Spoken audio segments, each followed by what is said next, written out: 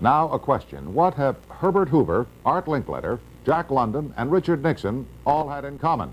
Well, they've all been members of the exclusive all-male Bohemian Club in California, where every year at this time, the elite from around the country get together for 2.5 weeks of fun and games. Steve Shepard has this special assignment report. More than 2,000 members of San Francisco's exclusive and all-male Bohemian Club have once again descended on Northern California.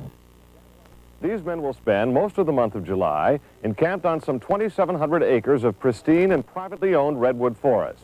Forest very much like this. The place is called Bohemian Grove, and it's located just 80 miles north of San Francisco. The Grove is the Bohemian Club's summer retreat, and its facilities are hidden beneath lush forest canopy extending south from the banks of Sonoma County's Russian River. For more than a century, the camp has been a place where club members and guests from all across America gather to relax. The retreat is divided into dozens of small camps, the most prominent of which is called Mandalay. Among its members are businessmen like Leonard Firestone and Edgar Kaiser, and political figures like Gerald Ford, Henry Kissinger, William French Smith, and George Shultz. President Reagan, Vice President Bush, and Defense Secretary Weinberger are members of other camps. Richard Nixon is a Bohemian, and so are high-ranking executives of such companies as Eastern Airlines, Standard Oil of Indiana, and Bank of America. For the most part, the men of Bohemian Grove are over 50, highly successful, and, according to many employees, politically conservative. Well, each year, many of them seem to have a stunt or try to come up with a stunt. Last year, in 1980, the popular button was Free the Fortune 500.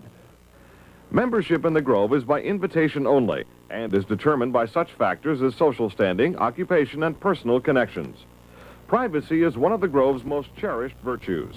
Members may not photograph, record, speak, or write about activities at the retreat. While many public officials are Grove members, the press is a distinctly unwelcome guest. We're from ABC News. Well, get back there. Get back there. Can we talk to somebody in the... Get back there.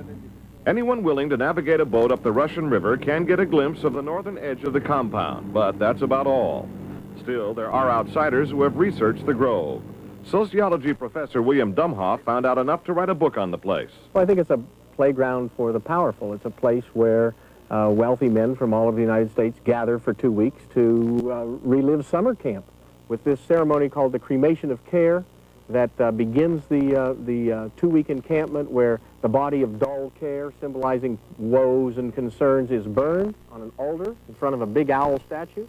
When that ceremony ends, they all start to cheer and yell and hand each other a beer. Other regular activities include the production of 2 plays, one of which involves major sets, orchestral music, and extravagant costumes.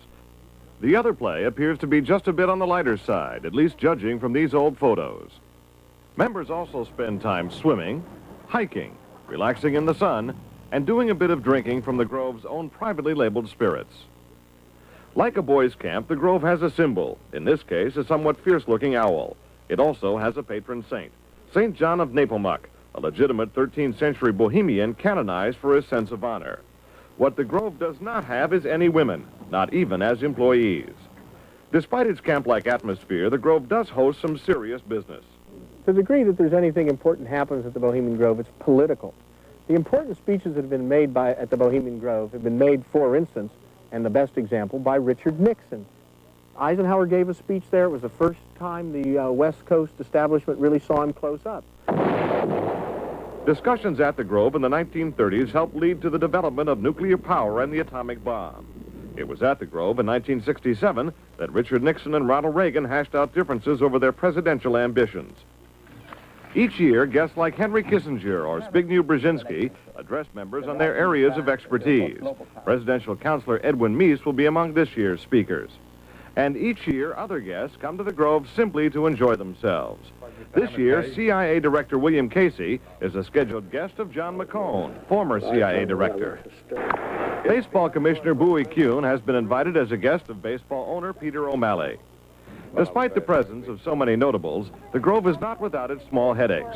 Anti-nuclear demonstrators gathered near the entrance to the retreat this year to wave signs and chant slogans. The Grove is also facing a suit from the state of California because it refuses to hire women. Still, the Bohemian Grove seems in no danger of passing. Herbert Hoover called it the world's greatest men's party, and there is a list of powerful people waiting to get in on it. Steve Shepard, ABC News, San Francisco.